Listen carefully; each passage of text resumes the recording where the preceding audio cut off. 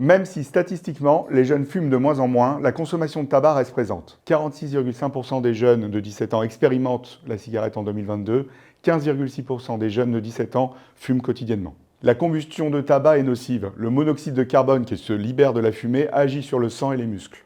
La vie sans tabac, bien sûr que c'est mieux pour sa santé et celle des autres. Le tabac est le premier facteur de risque de cancer évitable. Il est responsable de nombreuses maladies, 20% des cancers, des maladies cardiovasculaires et respiratoires. Il diminue les capacités sexuelles et la fertilité. Il est responsable de plus de 75 000 décès par an. Ne pas fumer, c'est bien pour conserver son énergie et son bien-être au quotidien.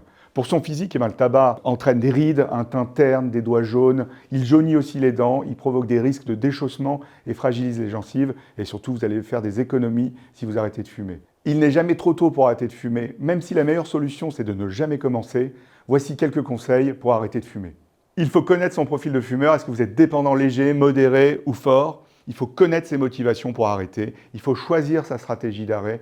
Il faut préparer son arrêt. Ça vous aidera à réduire les envies de fumer, comme par exemple jeter les cendriers, prévenir vos proches que vous allez arrêter. Il faut changer ses habitudes liées au tabac, par exemple la première cigarette du matin. Il faut voir un professionnel de santé qui va vous aider. Il faut observer vos propres bénéfices à l'arrêt. Il faut se récompenser grâce à l'argent économisé. Et surtout, ne vous découragez pas si vous craquez.